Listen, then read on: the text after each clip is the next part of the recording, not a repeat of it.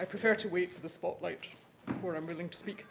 Good evening and welcome to the first of the 2017 David Hume Institute Autumn Series. You'll notice that I'm not Ray Perman, though if you're not convinced by that might be understandable, given that learning how to change things on the DHI website, my name and Ray's photo were up on the staff page together for about 2 hours before I could figure out how to fix it. I'm Jane Frances Kelly. I'm the new director of the David Hume Institute. I'm delighted to say, though, that Ray is here tonight, having flown back specially from a trip to Ireland. I'm also a little relieved that he's not sitting next to Jeremy Peat, who unusually is not sitting down the front, as I think I may have withered under the stern gaze of 2 previous directors sitting up the front with their arms folded. Before I make these 2 introductions, I want to mention the next 2 events in the series which are coming up in October. On October 17th, we're very fortunate to be welcoming Christina Romer and David Romer for a seminar at the Playfair Library in Edinburgh University's Old College. Christina Romer chaired President Obama's Council of Economic Advisors from 2009 to September 2010, during which time she was heavily involved in planning the administration's response to the financial crisis. And she'll be talking about that experience and what we can learn from it about responding to future economic shocks, should there be any, and Fabian might have something to say about that. On October the 24th, and here I realise that I have not checked the pronunciation of this name that I'm about to pronounce, Paul Skeete Christofferson, is that right? Yes. Fabian doesn't mind being Fabian or Fabian, he said when I introduced myself to him today, and I had to admit that I did mind about people getting my first name right, so that went well. Paul Skeete Christofferson is the former Danish permanent representative to the European Commission, and he will speak about the no vote in the Danish 1992 Maastricht Treaty referendum and what happened then. And that will be held at a central Edinburgh venue so exciting I've yet to announce it. You can register for both events on our website. Back to tonight and introducing our 2 guests on stage. Sir Andrew Kuby, CBE, who will be chairing the Q&A, will be well known to many of you. Following a long and distinguished career in law, he's now the chair of a number of organisations, including Quality Scotland, the VSO, and the RNLI in Scotland. He's been engaged in education issues throughout his professional career, most notably as convener of the Independent Committee of Inquiry into Student Finance in Scotland, the Kuby Committee, which brought about the abolition of tuition fees in Scotland. He's also on the board of the Scottish Parliament's Futures Forum, with whom we are holding tonight's event in partnership. Tonight's speaker is Fabian Zuleeg. Fabian knows Scotland very well, having studied at Edinburgh, Glasgow, and St Andrews. Indeed, his history with the David Hume Institute predates any of the former directors here tonight, and he tells me he wrote a paper on the economics of independence back in 1999. I asked him when we were coming in if there was an event in this very room on that paper, and he said there was an event, but he wasn't at it.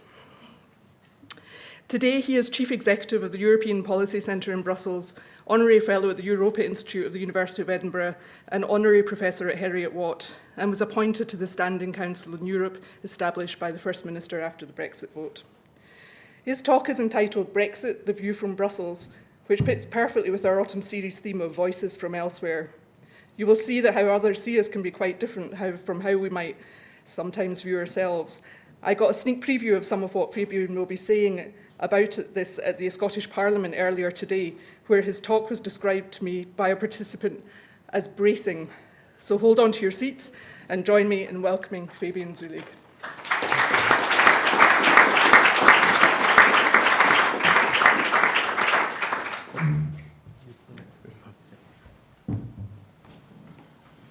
I'll use the opportunity to use the lectern. It's very nice to have a lectern once in a while. Thank you very much for inviting me. As was said, my connection to the David Hume Institute goes almost 20 years back, so it's very nice to be back here.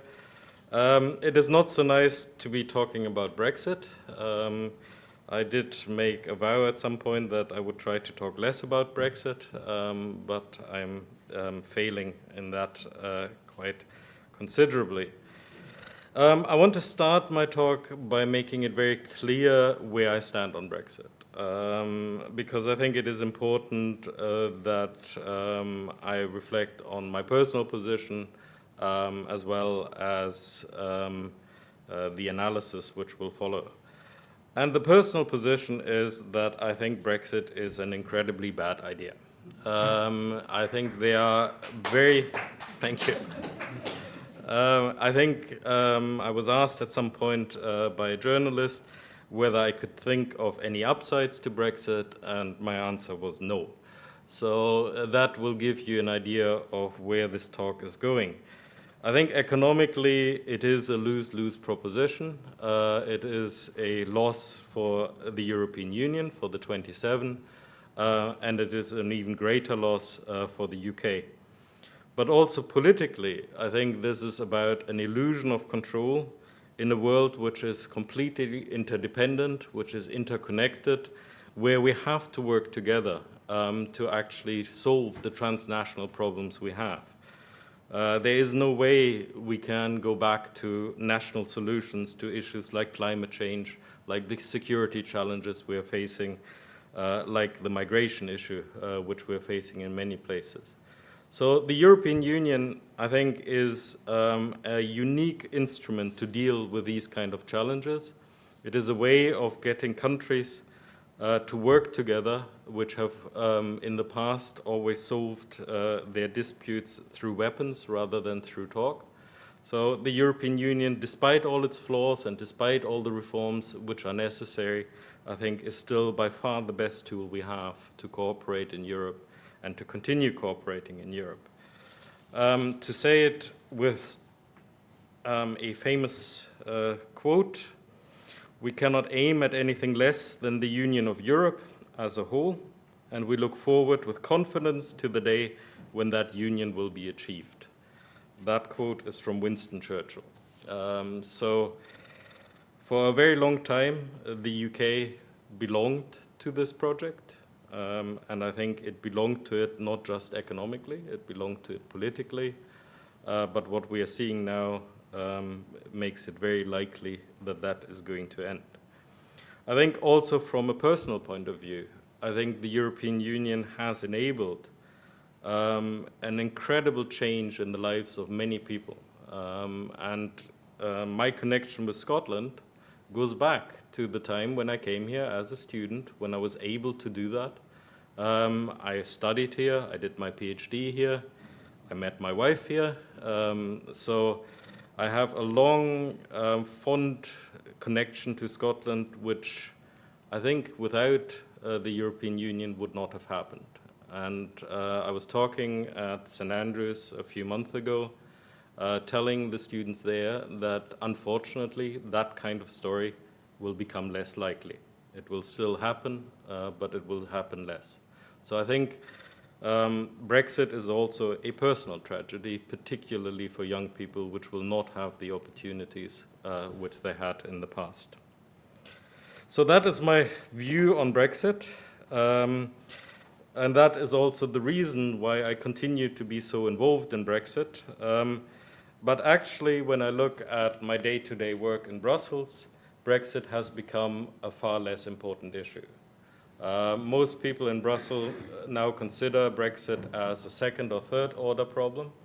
Brussels is occupied with the possible Franco-German deal covering issues such as migration, security, the future of economic and monetary union.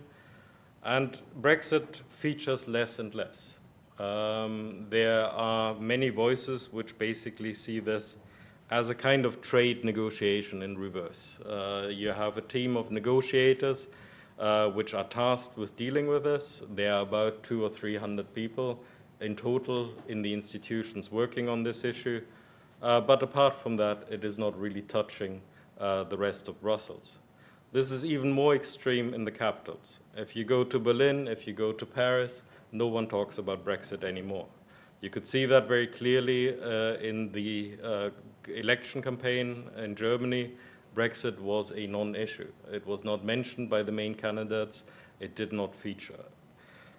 In France, similarly, there's a very strong focus on the future of the European Union, but the assumption is that in some ways Brexit has already happened.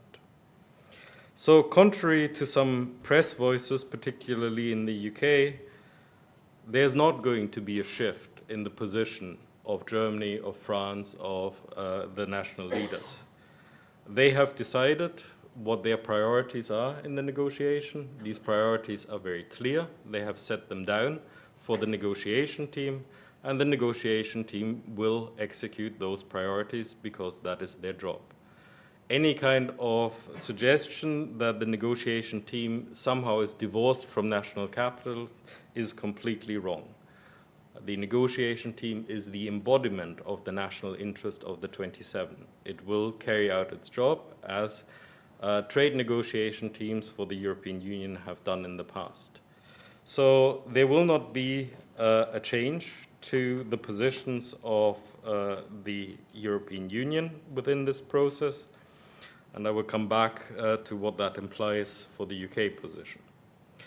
So what we have in front of us is, in essence, two negotiations. There are many other side negotiations which are taking place, but the two core negotiations are, one, the divorce proceedings, the Article 50 negotiations, which are basically about extricating the United Kingdom from the European Union. That means dealing with the legacy issues. And there's a negotiation which is still to come about the future relationship between the European Union and the United Kingdom. These are separate negotiations, and they're not only separate in content, they're separate in time. One of the first decisions of the EU 27, when they came up with their negotiation positions, was that there would be strict sequencing. There would only be a discussion of the future relationship of the UK and the EU when the UK has agreed to sufficient progress within the withdrawal agreement, which means that the Commission and the Member States have to be satisfied that the UK will meet its obligations under the withdrawal agreement. All of these positions, which I'm now going to talk about, of the EU have been set down. There are negotiation papers. There's a negotiation mandate for the Commission, which was agreed within 2 minutes within the Council. All 27 took 2 minutes to agree this because there is absolute unity about how this is going to proceed. So there will be no change to this unity. In contrast to the EU positions, there are very few UK positions. We still are very unclear about a lot of the detail of what the UK actually wants out of these negotiations and how it intends to produce solutions. For the EU, this is essentially a job for the United Kingdom. The United Kingdom has created the problem. The United Kingdom wants to leave the European Union, so the United Kingdom has to come up with solutions to the problems which are on the table. So far, that has not happened, and as I will argue later on, it will also not happen. So what are the issues which are on the table? Well, firstly, an issue which is very close to my heart because it could have affected me when I was still living here is citizens' rights. That are the acquired rights of EU citizens which came to the United Kingdom when the United Kingdom was part of the European Union. So these are part of citizens' rights. They are the presumption of the single market, that anyone can move within the single market. So they are very different to the kind of arrangements we have in normal trade deals. These are absolute rights which a citizen of the European Union can take to court, and in the end can take to the European court. So there's a protection here. And what the EU is insisting on is that whatever arrangements will be there in the UK post-Brexit will mean that the rights of those citizens which have come here while the UK was still a member state are exactly the same as they were before the UK left, and that there's a mechanism to protect these. And in the end, that there's the recourse to courts, to law, if these rights are broken. And there's still a very big argument what courts and what law will in the end enforce these kind of rights. So this is one of the sticking points, although Theresa May in her Florence speech last Friday seemed to indicate some movement of the UK position, but it is too early to say because we have not seen the detail yet. The second big issue in the Article 50 negotiations is money. Always one of the big issues between the UK and the EU. We are talking here about two separate issues. We're talking about a legacy payment and we're talking about a forward-looking payment. The legacy payment is really the obligations the United Kingdom entered into as part of the European Union, or the European Union entered into as a union of 28, which will now have to be fulfilled by a union of 27. So this is a payment, for example, for pension rights of EU civil servants. It is payments to deal with any kind of legacy which is there. It is also a payment which will have to deal with some of the costs which arise from Brexit, including, for example, the relocation of the agencies in the UK. This is a very separate payment from a transition payment, an ongoing payment, which the UK will continue to have to pay as long as the UK stays within the economic framework of the single market. So if there is a transition period, during that transition period, the expectation is that the UK will have to pay exactly the kind of net contribution which the UK pays at the moment. So however long that transition period is going to be, it means an annual payment of around 10 billion euros. So what we are talking about is roughly, if we're talking about a 2-year transition period, a 20 billion payment for that. The legacy issues are somewhere in the region of probably 25 billion or more. So what we are talking about in the end is a payment which totals somewhere between 40 and 60 billion. My guess would be that it will end up somewhere around 45 to 50 billion in the end. There's still a lot of uncertainty. There's also the possibility for the EU to compromise on this. But when it comes to money, it is not only the UK which is reluctant to compromise. It is a very, very strong line coming particularly from some capitals that the UK will have to pay its obligations in full and that there will not be a deal which suggests that the UK somehow gets off lightly. There's also a very clear point that this payment will have to take place, at least in part, before there is a negotiation about the future relationship between the UK and the EU, because there's a fear that this would be seen as somehow optional in future, that if there's disagreement, that the UK might withdraw the payment. So this is part of the sequencing approach of the European Union, that there will have to be clarity and there will have to be a legal commitment for this payment. The third issue which is on the table from an EU perspective is probably the trickiest. It is the Republic of Ireland, Northern Ireland border. For that situation, we don't really have a solution at the moment. There are some solutions which have been suggested.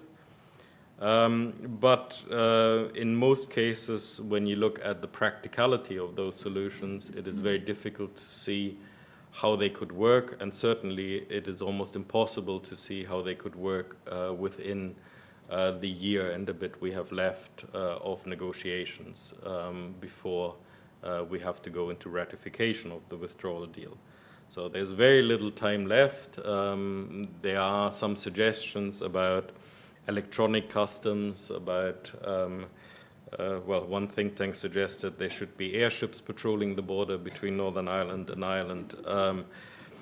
I just, without commenting too far on it, I will just say what David Davis himself said about the UK position paper.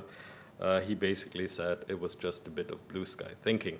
So that's how far we are on Northern Ireland. But on Northern Ireland, there will be a very strong attempt to find a solution, and there will be a willingness to compromise to a very high degree because of Dublin. As long as there's a member state which still has a skin in the game, then the European Union will do what it can to help Dublin to find a solution. But whatever solution is there cannot undermine the basic principles of the European Union, and in particular the basic principles of the single market, and I'll come back to that.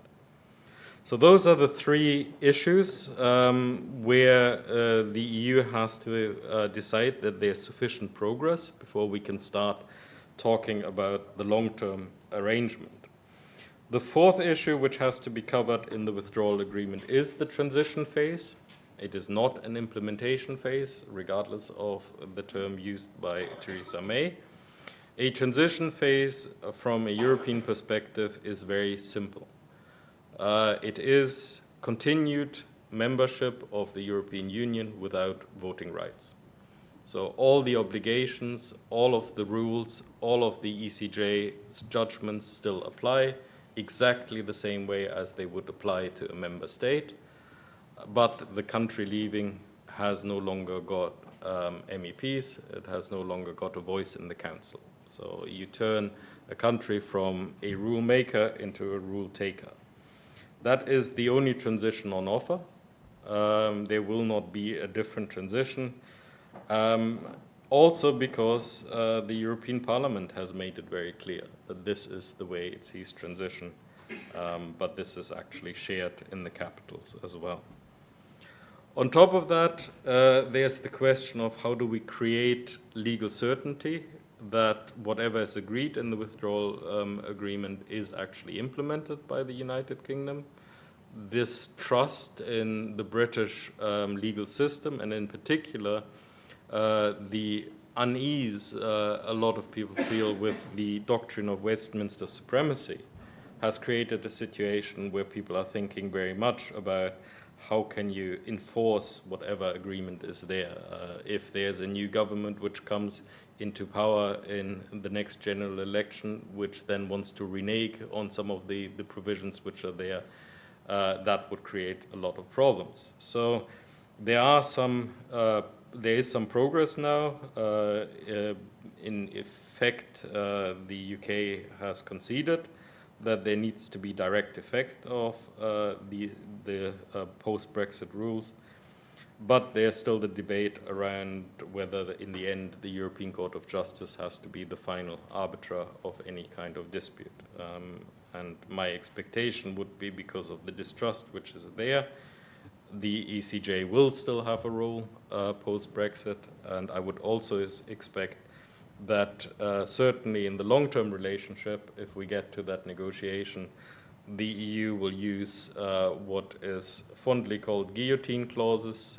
It is what we use in the deal with Switzerland. It basically means that all treaties are dependent on the complete fulfillment of all other treaties. So if the UK breaks, for example, the withdrawal arrangements, then it would also mean that the moment that happens, any kind of long-term deal becomes null and void.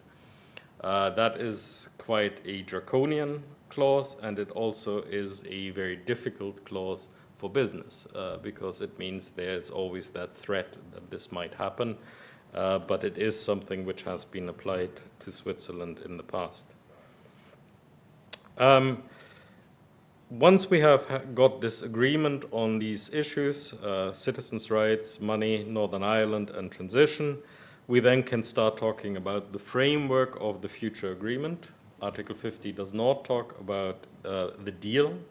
It talks about the framework, which basically means an agreement on what the landing zone will be in the long term. All the detail will have to be negotiated post that, but it is about whether we are working towards one option or the other option, and I'll come back to what I think realistic scenarios are going to be. Will there be an extension of the negotiations? I think this is highly unlikely. An extension would need unanimous support by all 27. There's always a good reason why at least one country can find a reason to vote against an extension of the Article 50 procedure. So I would not calculate that an extension is very likely. Will there be a break in the unity of the 27? I think it's also very unlikely, but even if it were to happen, it still does not make a material difference to the process, because the process, the withdrawal deal in the end, does not have to be agreed by all 27. It is a majority vote, not a unanimous vote. So even if a single country would diverge from the view of the others, it would make no difference. I think what also should not be underestimated is that in the end, for the 27, this is a highly political decision. It is not about economics. There will be an economic cost which is imposed on the 27, but there's an acceptance that that will have to happen. But the political emphasis is very much on the unity of the 27, and that no country leaving the European Union can have a better deal than those countries which stay members. And this, I think, is highly unlikely to change. So what are the options for the long-term deal? I think when you look at the current debate, I kind of feel that we are skirting a bit over what these negotiations are going to be because of the issues which are there with the withdrawal agreement. But in my view, the negotiations for the long-term deal are actually far more complex, and they are far more difficult to get to a good conclusion. I think what we are talking about in the end is a choice between some very broad scenarios, and I'm not saying options because some of these are not options, they are scenarios. As time passes, the number of scenarios which are feasible start to collapse. Because if you have only a limited time period to negotiate something, you cannot use something which is highly bespoke. Bespoke means difficult, bespoke means you have to negotiate in detail, and if you only have limited time, you have to agree much quicker. So what are the broad, in my view, the broad outcomes? I would say there are really 4 scenarios, of which one is impossible. One scenario is that we have no deal at all, and I'll come back to that in the end, so that by the time the clock runs out, the United Kingdom has not agreed anything with the European Union and simply ceases to be a member state of the European Union the day after. Second scenario is that we move towards some form of trade deal.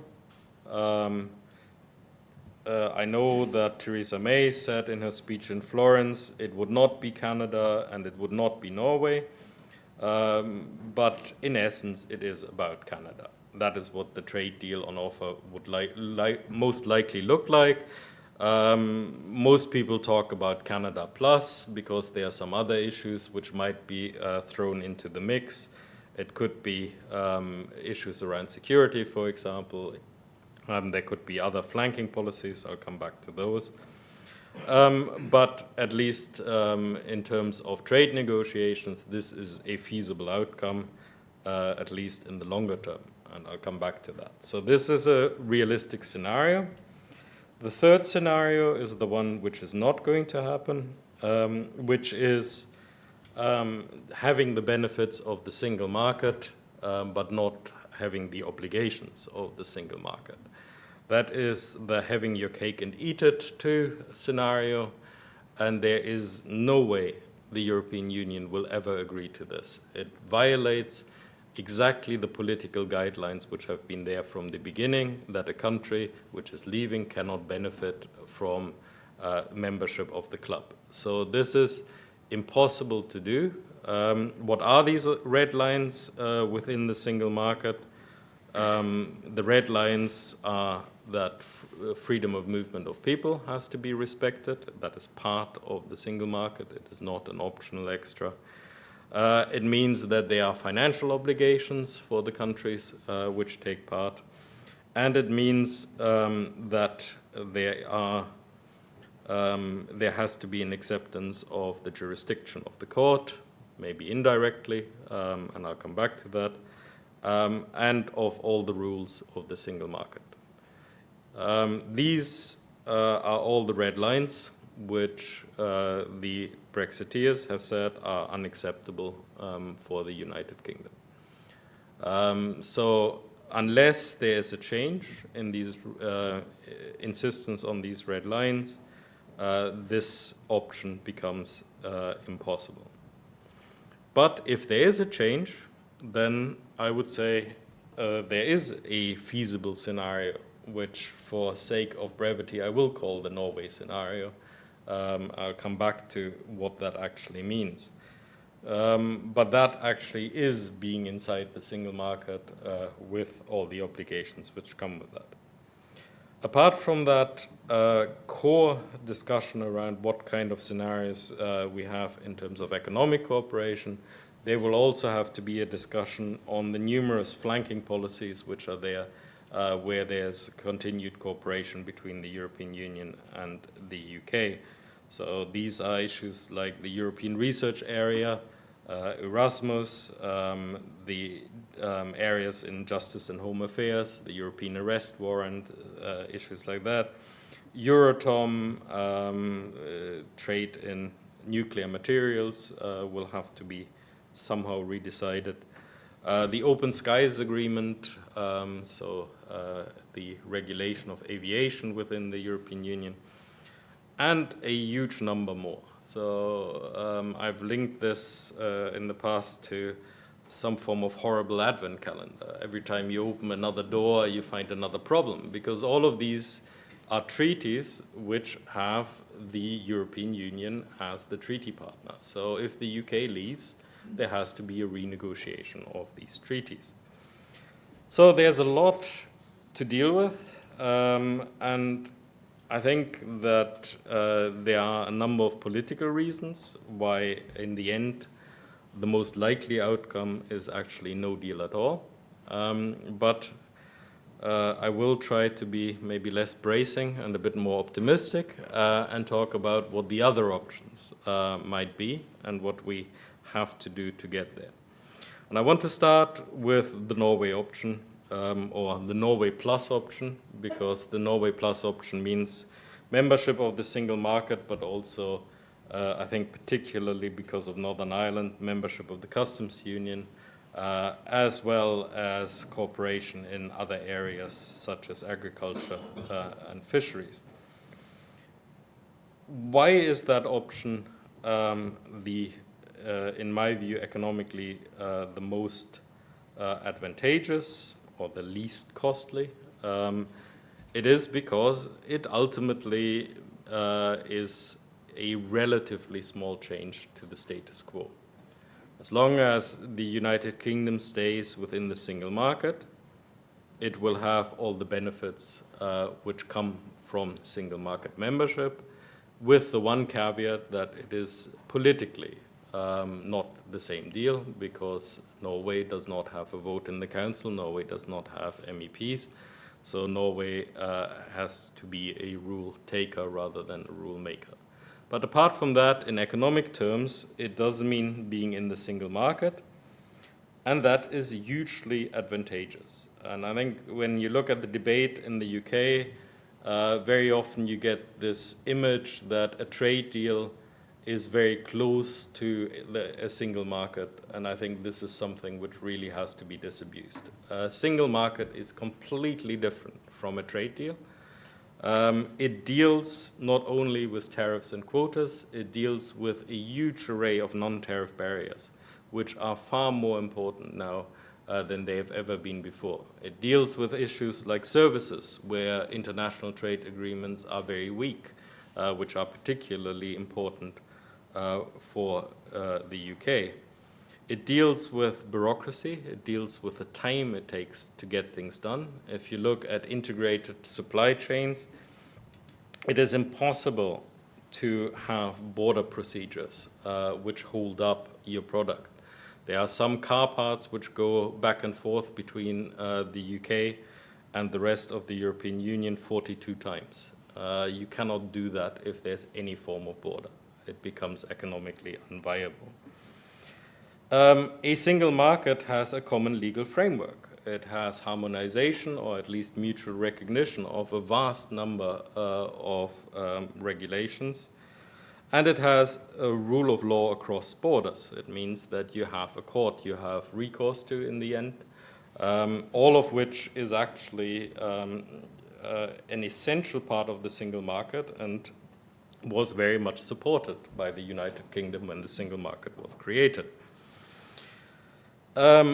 It does also deal with what I would say is a pretty basic prisoner's dilemma, that whenever you try to get a common framework going, each individual country will always say, we will benefit from a common framework, but our rules are the best. So the European Union has created mechanisms to enforce a common framework, and at times also to outvote individual countries through qualified majority voting. That is an essential part of creating this single market. A single market is automatic. The assumption is free trade, unlike a trade deal where you have to negotiate every detail. And it is dynamic. It adapts to the economic situation. It adapts to changes in legislation. It deals with all aspects. It is far more than just trade. And I think that's also important. When you see some of the debate on trade, it almost looks like some people think that trade has not changed since the 19th century. Trade is very different now. It is also about issues, for example, like data protection. You have to decide how you deal with data across borders. This is not a normal trade negotiation where you just talk about goods. And I think when we actually look at the whole array of different issues which come up within a single market, where the EU has some solutions, they're not perfect, but it has some solutions, issues around taxation, issues around health and safety, issues around data, as I mentioned, competition, state aid, all of these issues are regulated within the single market. And of course, I think for Scotland in particular, the free movement of people would also stop if the United Kingdom leaves the single market. Given the demographics in Scotland, I think the impact on many sectors in Scotland is going to be very grave indeed. Because it is, even if you allow people to come, it creates an uncertainty about people's personal circumstances. Will I be allowed to bring my wife? Will I be allowed to have my child here? Will that child get child benefit? These are the kind of issues which people are already asking themselves, on top of the obvious question of is it still attractive to work in the United Kingdom with a very low pound, with some of the framework conditions changing? So I think we will see quite a dramatic reduction in freedom of movement. We shouldn't forget that at the moment we still have at least a partial transition effect where people who come to the United Kingdom at the moment will have their rights protected in the long run. Once that stops, once the agreement is there that new arrivals will not have the same rights, it removes another reason why people might want to come. So for all of these reasons, and I'm sure I could think of more if I tried, it is qualitatively very different to be in a single market than it is to be in a trade arrangement. Are there upsides to being outside the single market? and outside the customs union, well, you can have trade deals with the rest of the world. Trying to negotiate trade deals with the rest of the world will be an interesting experience. The rest of the world doesn't seem to be overly keen to negotiate trade deals until the UK has settled its relationship with the European Union. It would be very difficult for other countries to actually deal with a conflict. If, for example, there is a trade deal with the US and the UK, then if there are different data protection rules within that trade deal than within the European Union, it could close markets in the European Union. On top of that, it matters how big you are in trade. The bigger countries, and particularly the US and the European Union, negotiate trade deals which are generally very much in their favor. And the smaller countries generally have to sign on the dotted line if they are interested in having these trade deals. The UK, in global terms, will be a relatively small and a relatively weak country at that point, without the experience of negotiating trade deals for over 40 years. So there's not the expertise there. On top of that, we know from economics, the gravity model tells us that trade with the EU will remain the most important trade flow for the United Kingdom in any case. So the idea that that trade flow will be replaced somehow by the rest of the world is highly unlikely. On top of that, I think what we will see is that the global system is actually very mercantilistic. Countries are out for their own benefit, and the UK will find that special relationships don't count for much, and I think we can see some of that already happening at the moment. There is, of course, the possibility that if you're outside the single market, you can turn yourself into this idea of a very free trading nations, zero tariffs. But when you actually look at what that implies, it implies very low standards. It implies you're having to compete with other countries on the basis of price rather than on the basis of quality. So it is, in my view, something which is not very close to the preferences of the United Kingdom population, but there seem to be some people who believe that this could be the solution.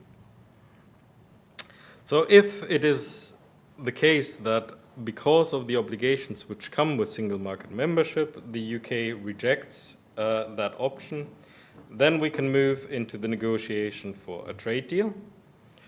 The trade deal we have with Canada is used as an example because it's the most advanced trade deal the EU has negotiated.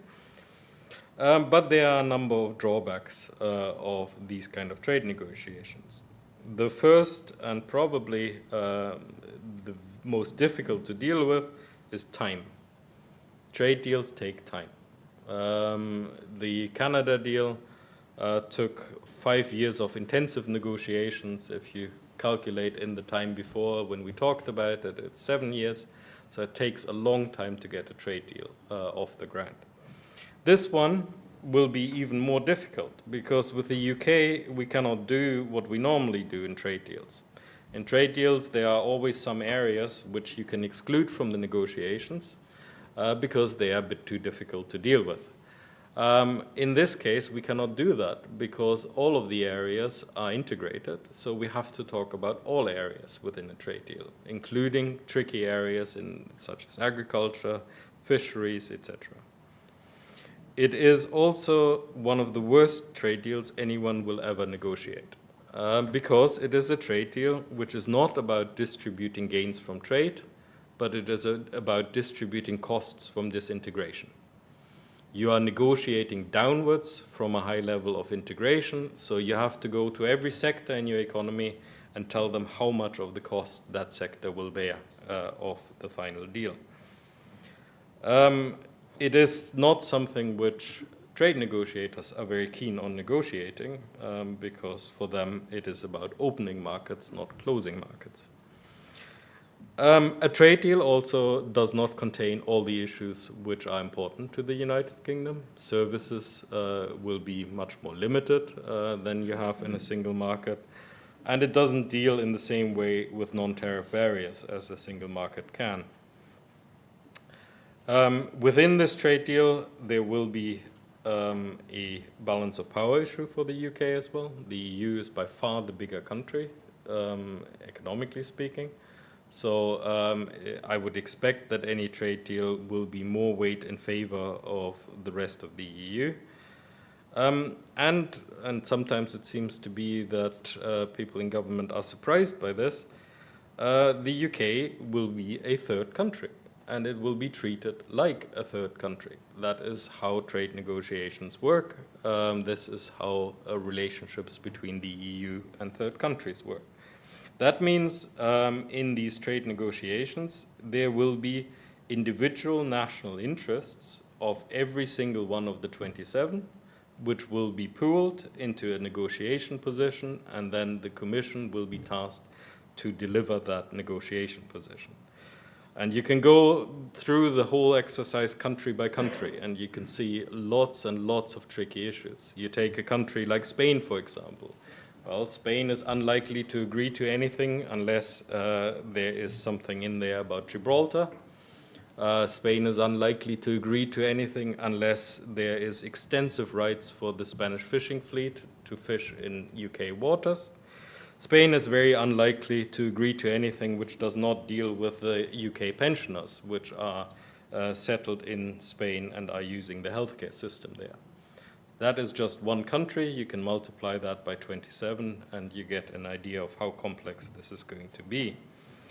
Once you have actually done this negotiation and presumably reached a deal, you then have to ratify this deal across the European Union, including the European Parliament. So this could be a very hard deal to deliver indeed.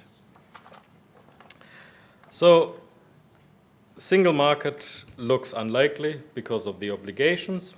Canada looks very difficult to do, and even if it is doable, it is economically way inferior to a single market deal. So what is left? Well, if it's neither Canada nor Norway, then in my view, it's no deal by default or design. I could imagine a situation where, for political reasons, none of the scenarios I've just talked about are attractive. So it is better to then torpedo the whole negotiation process and try to shift blame to the European Union for being intransigent, inflexible, not innovative enough, as we have already heard. But even if that is not a conscious decision, unless the UK finds a way of deciding what the final outcome should be, we will simply run out of time.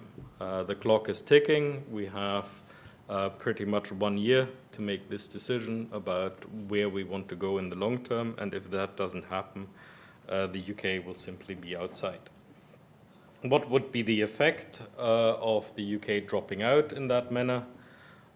In my view, it is an economic catastrophe. This is not the benign picture which some people are painting of the UK dropping back to some mystical WTO status. There is no such thing. The UK does not have a schedule at the WTO, and even if it did, it does not regulate all of the issues which I have talked about, which are regulated in the single market. On top of that, the UK does not have the capacity at the moment to deal with hard borders economically. So if you have hard borders, you have to deal with tariffs, you have to deal with taxation, you have to deal with the sheer flow of goods. Just to give one example, at the moment, a truck going to the EU is processed in Dover within 2 minutes. They estimate that if that processing time goes up by an additional 2 minutes, that there would be queues of 15 kilometers leading into Dover because the trucks couldn't move through quick enough. Would it be realistic that the time goes up by 2 minutes? Well, non-EU trucks at the moment are processed anywhere between 20 minutes and 3 hours. So that is the scale of what we are talking about. If we have no deal, the consequences for Northern Ireland would be particularly difficult. You would have a hard border between Northern Ireland and the Republic. You cannot physically put in what you would need to do to check that border. You would effectively have to close large parts of the border to deal with this situation, with all the consequences that might entail. There are also a number of people in the financial sector which are talking about the possibility of this creating a global financial crisis, because the uncertainty which would be caused by the UK dropping out would be immense. And you would have a huge amount of litigation. You would have every company which has invested in the United Kingdom taking the United Kingdom to court. You would have a number of legacy cases within the European Union. So the legal uncertainty would be great. And I can keep on going with these negative, catastrophic scenarios. That kind of scenario, the no-deal scenario, also imposes a very large cost on the EU 27. It is certainly not what the EU 27 would like. But from an EU perspective, it is very hard to see how this can be avoided if domestic politics in the UK goes in that direction. What I think is one of the possibilities is that we start working up these scenarios I've mentioned, so that we have these scenarios as fallback positions if there is a political change within the UK.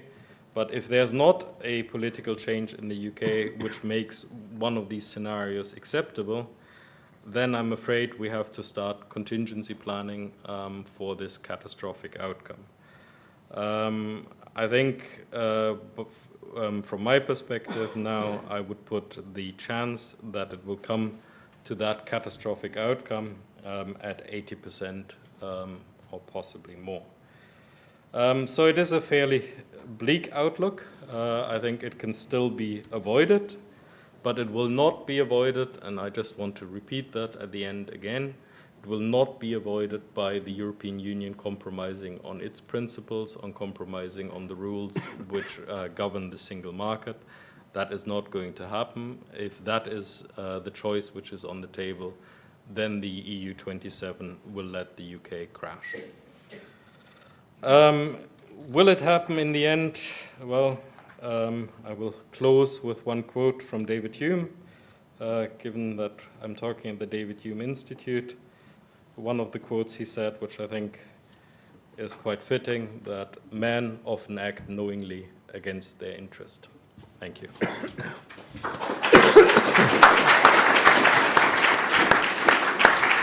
Thank you very much. Fabian, thank you very much indeed. You yourself have reflected that the tone of your address might be regarded as pessimistic, and one of our MSPs earlier on today said that to you, I gather. It strikes me that you've been very measured, if uncompromising, in what you have said, and I believe that to be significantly helpful. You were invited to address us on the basis that you would be challenging, and I think you've met that brief fully.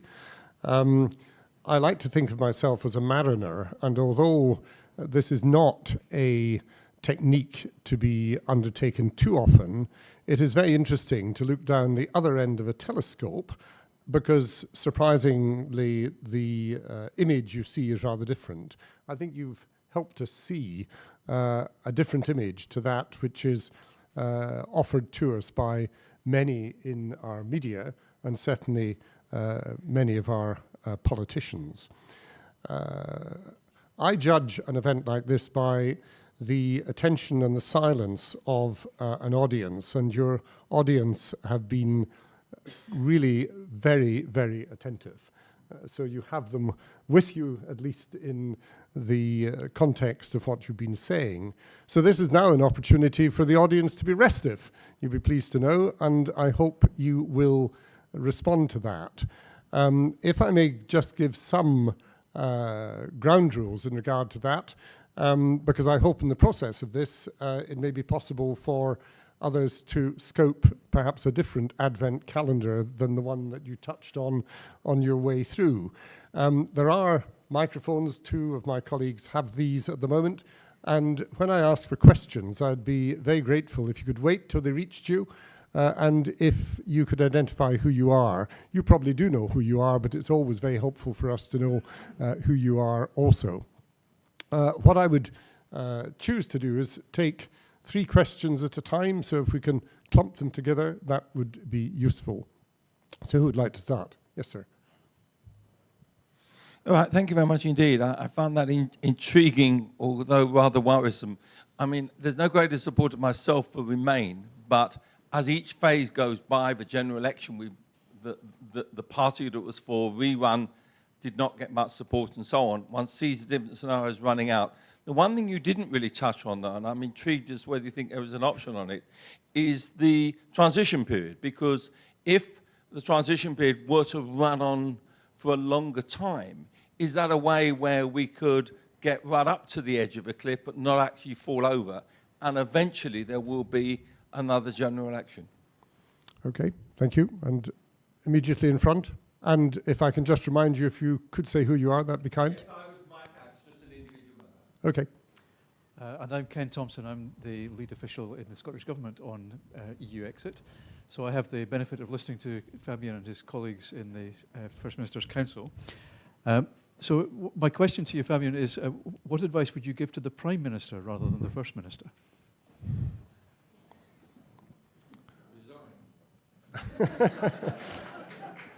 I can assure you we won't put that to the vote later on this evening. There is a question over here, and then I will ask you, Fabian, to reply. Yes, David Gow. Can I just ask, Fabian, you said at the start, rightly so, that Brexit is a second or third order question for the in EU capitals. And yet at the end you ended up with this catastrophic scenario in which they would be, worried sick themselves because of the impact it's likely to have, whether to be no deal.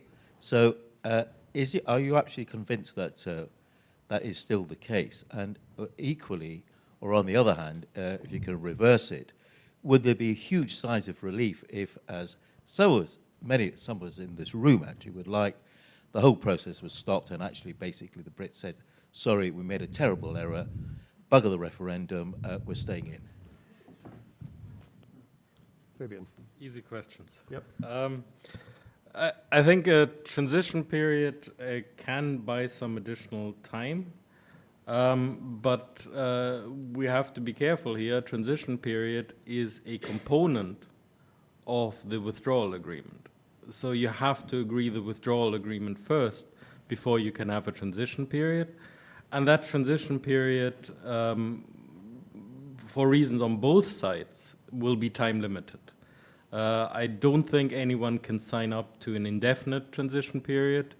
It might be that there are ways of then extending it in certain circumstances, but that creates a lot of uncertainty. And if you talk to business now, they're saying we need to start making decisions now about investment decisions, etc.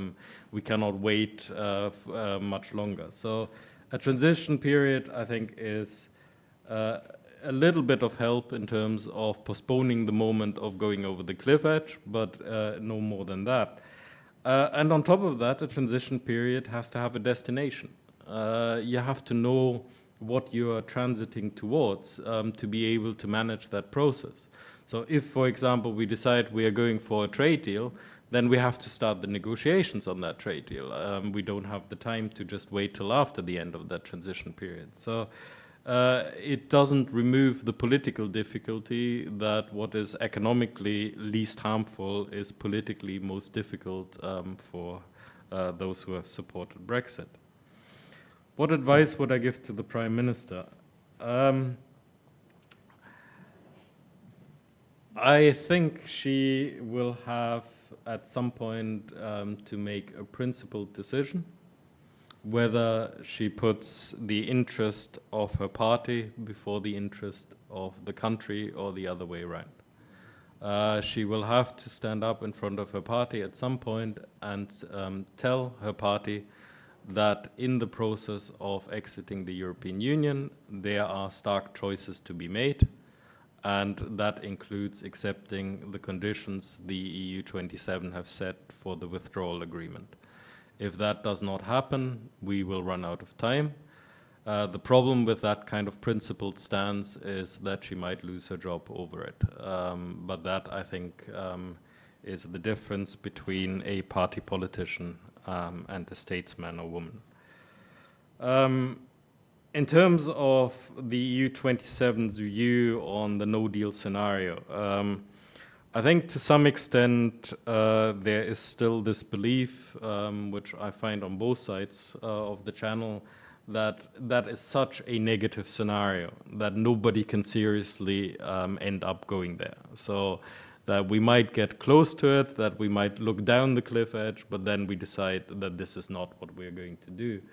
I think that is a bit too optimistic because you can have a momentum which just leads you in that direction without wanting to go there. So I think from an EU 27 perspective, we do have to seriously think about contingency planning and of dealing with that kind of situation. Because there are also issues which would be very difficult for the European Union. I mean, just to give one example, how would we deal with the wings of our Airbus planes if those wings can no longer travel across the channel? So this is a very real issue, but I think the attempt in that kind of situation would then to find bespoke arrangements for these individual issues, which is not very satisfactory, but in that kind of situation, there's very little else you can do.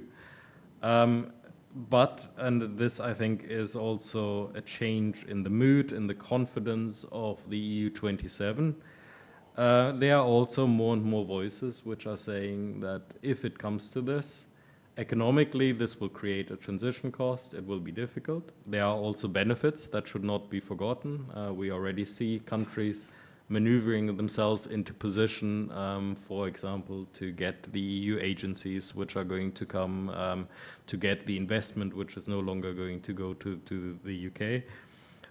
But in the end, the political logic overrides all of that. If the UK truly crashes into a wall, there will be no other country which will ever think about this again. And that is a strong political motivation. That does not mean that if the UK redecided, they would be rejected. If there was a genuine redecision within the UK that this was all a mistake and that the UK will now come back into the fold, I think it would be very difficult for the rest of the EU to reject that. But it would have to be a sustainable and credible commitment. And that, I think, is one of the issues which would be there. Who would guarantee that after the next general election, you would not have then a majority for Brexit again, and we would go through that whole process again. So there would have to be some form of commitment mechanism to make sure that this is something which actually has some durability and not just in a short-term political decision. Thank you very much. If you are able to delay your return to Brussels, you'll find the Prime Minister in Manchester at the beginning of next week. Could we come to this lady in the front, please, first of all?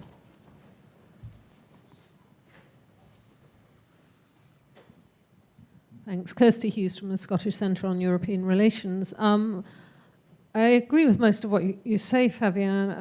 One main question and one follow-up question. But, you know, I've certainly picked up in Brussels for the last year that the Canada deal is basically the sort of deal that will be on offer. And we know that there are economic estimates of what that might mean in terms of, as you said, the real damage to UK trade, but it includes up to a 60% drop in UK-EU services trade, for instance. And when May gave her Florence speech last week, all the media and a lot of political commentators simply said, oh, she's still not said that we're heading for Canada, she's still not said what the long-run relationship is, but she obviously ruled out customs union and single market. So how do you see it politically and media-wise in the UK that, you know, some of us are perfectly aware of the extraordinary level of damage this will produce, and yet somehow it's still not being discussed, and she's getting away with talking about a bespoke deal. My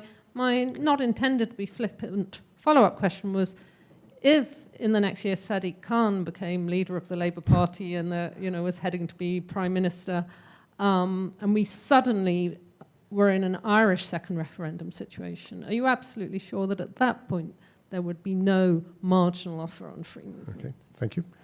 And right in the centre.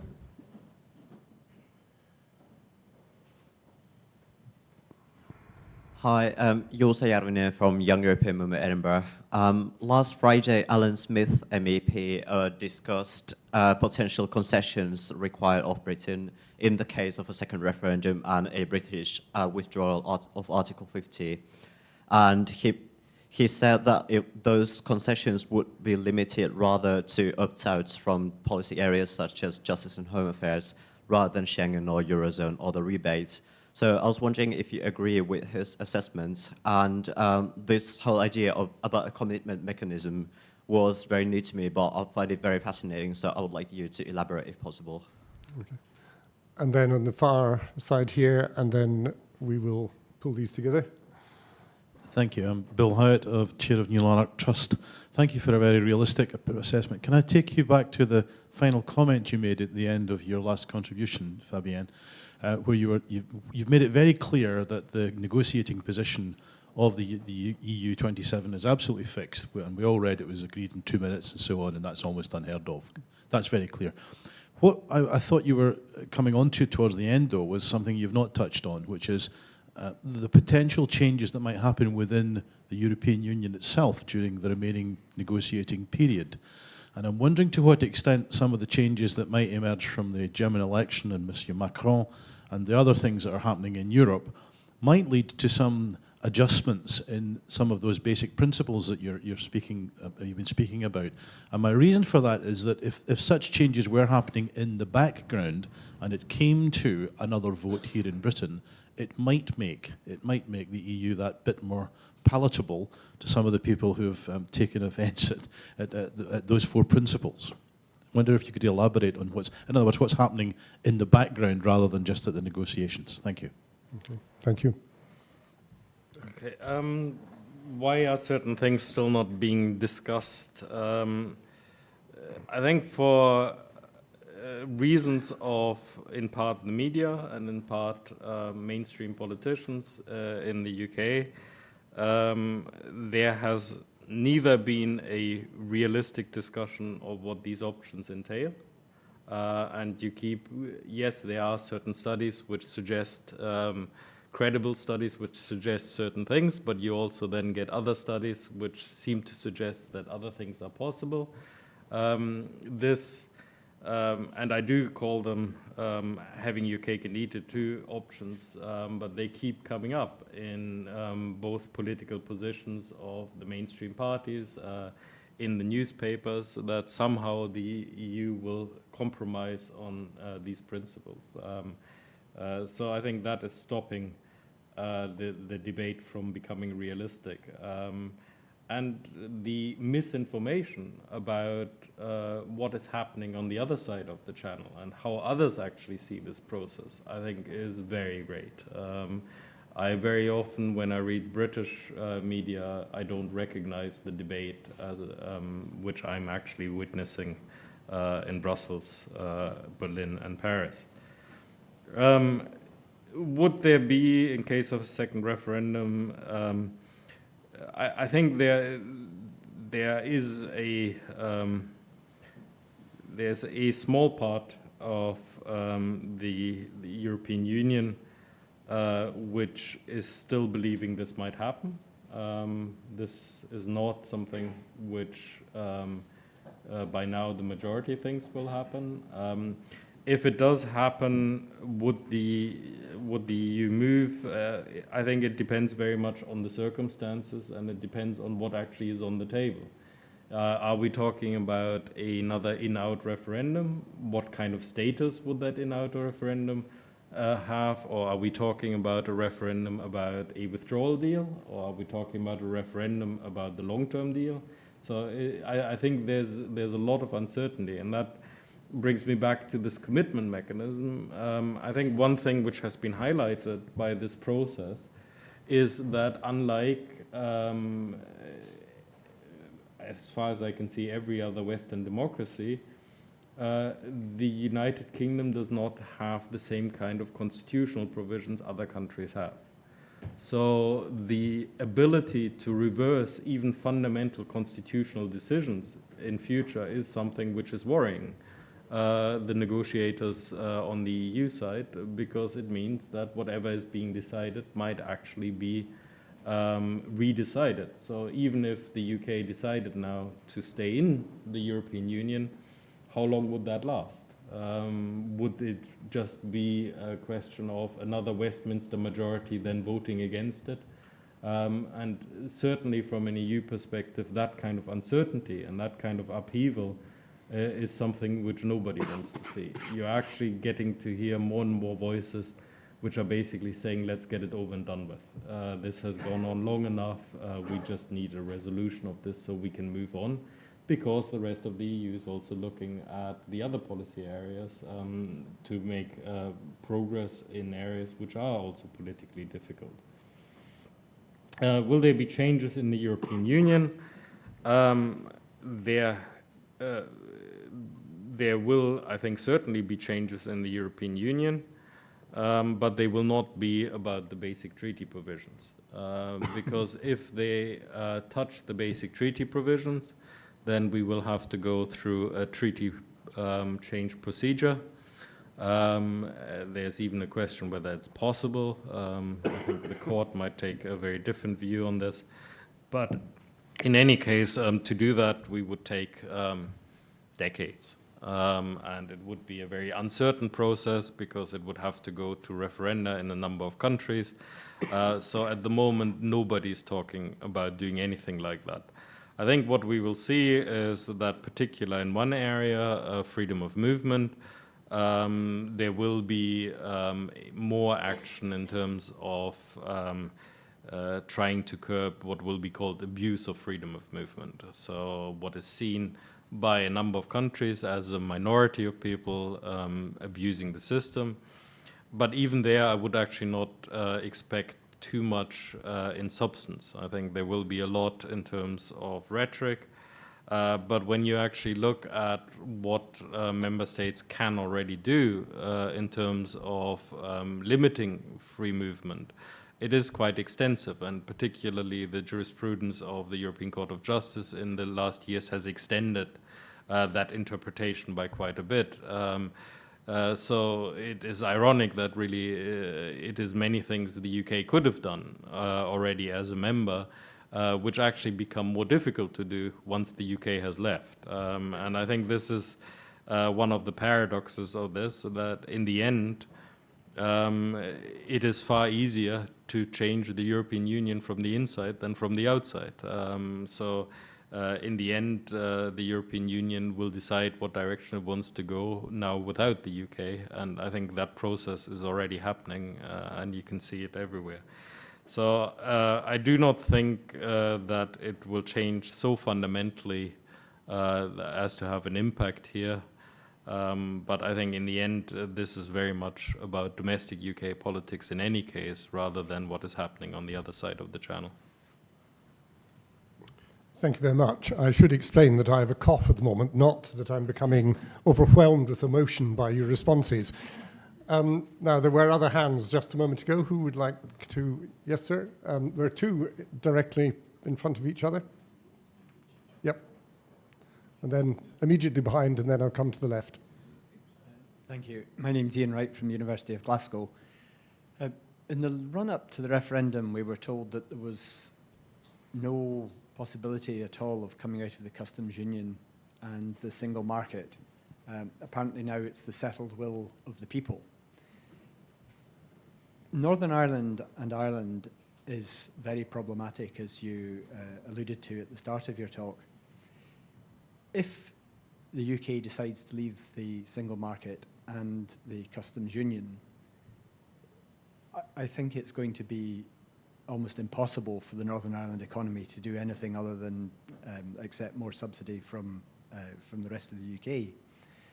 So my question is really, to what extent does the rest of the EU think that all the warm words about ongoing cooperation and no change in practice, to what extent do people believe that these are anything more than just fantasies? Okay, thank you. In the blue, yep. David Brew, European Movement in Scotland. I wanted to ask a question about sequencing on the similar issue in relation to the island of Ireland. You spoke about the three positions.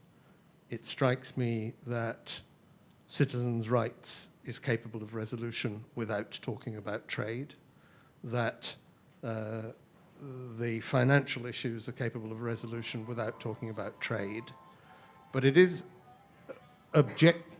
objectively rather difficult to conceive of a solution to the Irish question without discussion of single market and customs union issues. So given the emphasis that you placed on the importance of those three aspects of the withdrawal agreement being satisfied pretty much before there were any discussion of future trade arrangements, how would you reconcile those two positions of the requirement to do a withdrawal agreement in relation to the Irish question on the one hand from an EU perspective before talking about trade, with the British position, which I think is that we need to talk about trade in order to settle the Irish question? Okay, thank you. And I think there was one further hand on the right-hand side, or is it disappeared? Okay, yes, sir. Thank you very much for your insightful view from Brussels. I think it has not been really said enough in the British debate, the European perspective. Benjamin Swallow, I work for PwC. But I just wanted to sort of touch on further what you mentioned just now, is that obviously, as we all know, Britain has not been the most cooperative member of the European Union, or indeed of the European community before that. So sort of, I say this as a Remainer, but sort of playing devil's advocate, but could you not say that short-term and medium-term, possibly medium-term shocks aside, there could be a number of benefits and upsides for the rest of the European Union in the long term? Okay, thank you.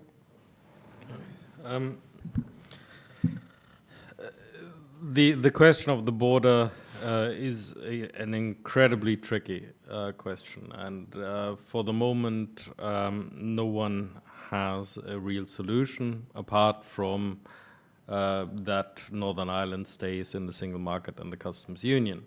And I'm saying deliberately Northern Ireland because one of the possible options would be that you shift the economic border from a land border to a sea border. But that, of course, has political implications which are very difficult to deal with in Northern Ireland.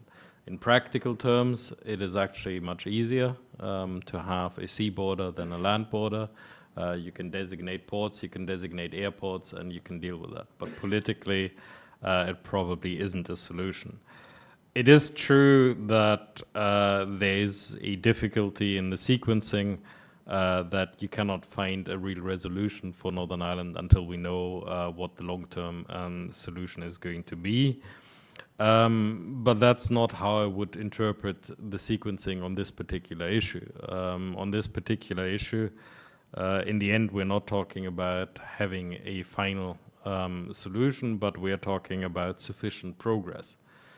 Sufficient progress, nobody quite knows what it means, because in the end it is the interpretation of the Commission of what sufficient progress constitutes, which then will go as a recommendation to the Council to agree whether it is sufficient progress or not.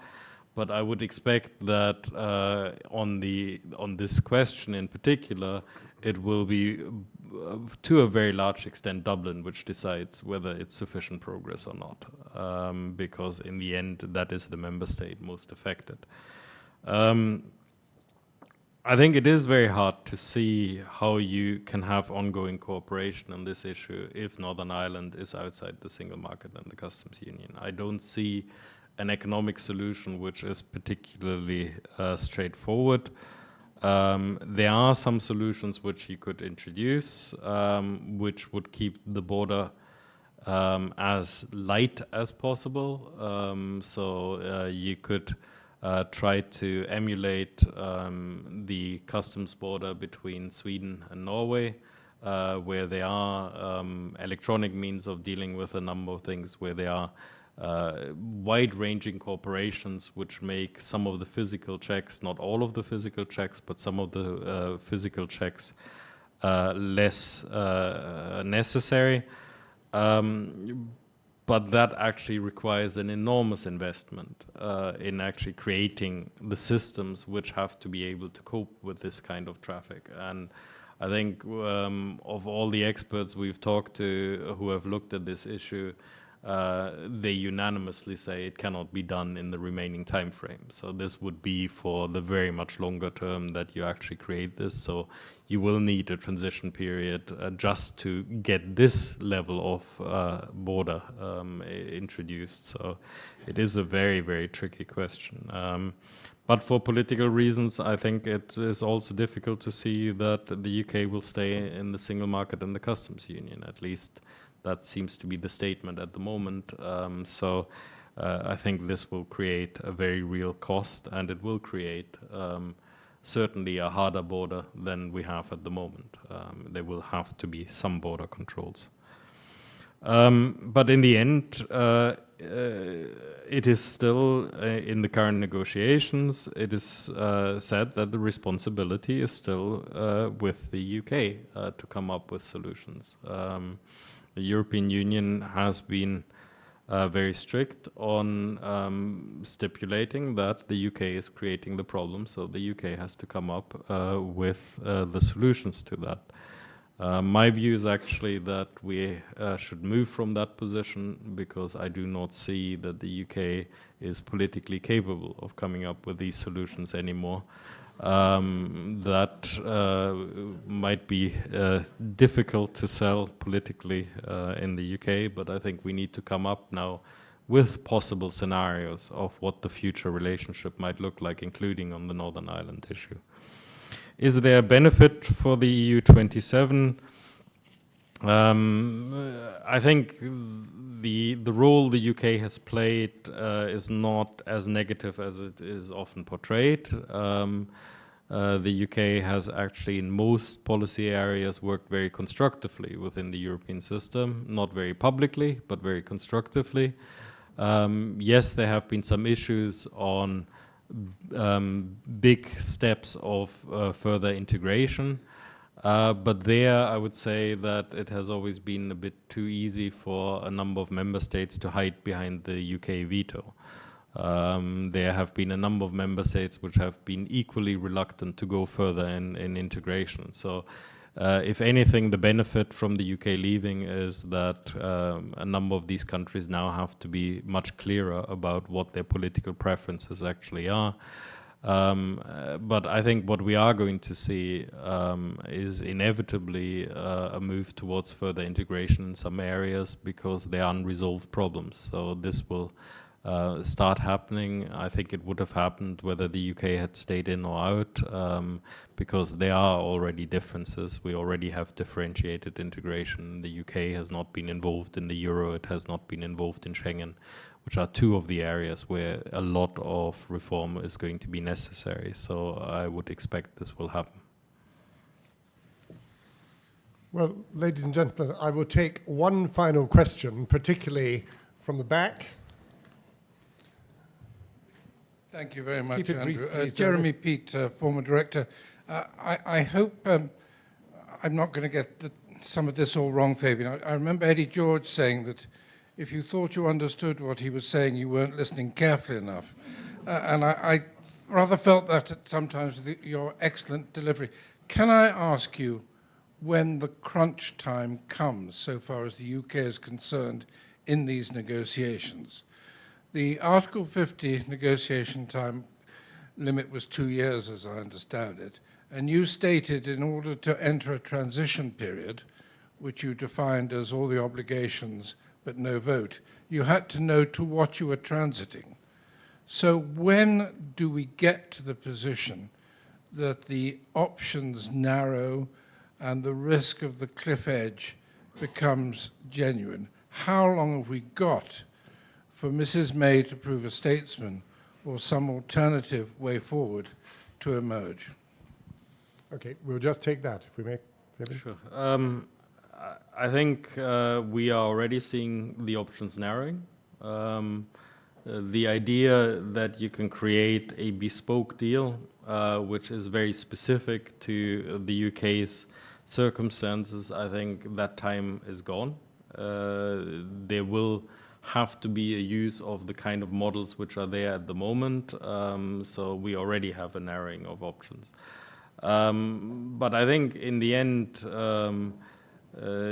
I cannot see that you would be able to get to a conclusion of the withdrawal negotiations if you don't get a substantive step forward before Christmas. I think that is pretty much the limit of how far you can stretch it. It would be better if there was sufficient progress in October, and then you could start talking about these longer-term issues. But that looks extremely unlikely at the moment. So I would expect the European Council in December will have to make a decision whether there has been sufficient progress. If there hasn't been sufficient progress by then, I think we will run out of time. Okay, thank you very much.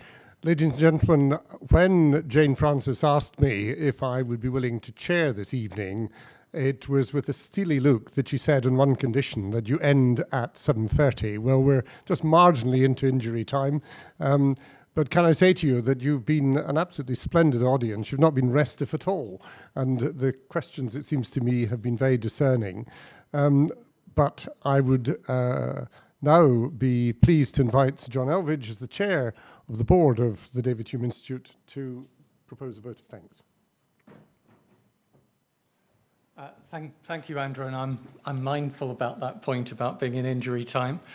So can I begin, Andrew, by thanking you for your chairmanship of the Q&A, which has given people so much space to cover a range of ground and given us the opportunity to hear a very helpful elaboration of Fabian's views on a range of points.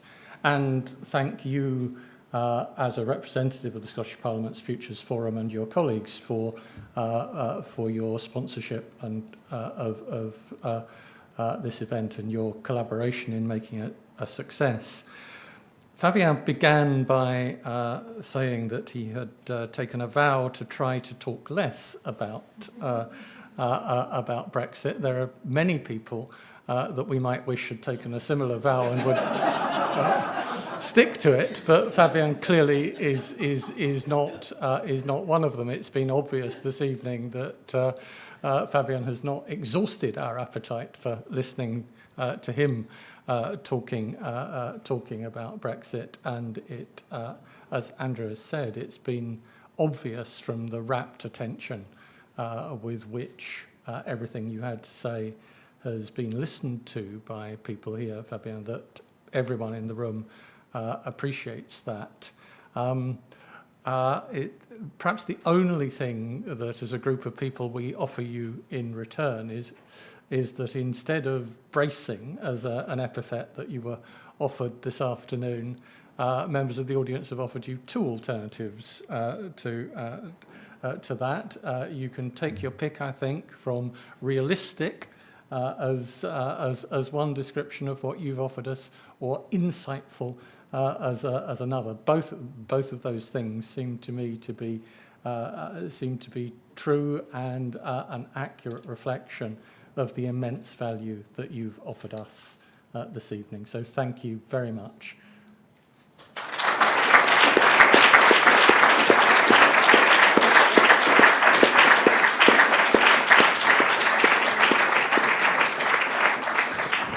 And glasses of wine await in the foyer.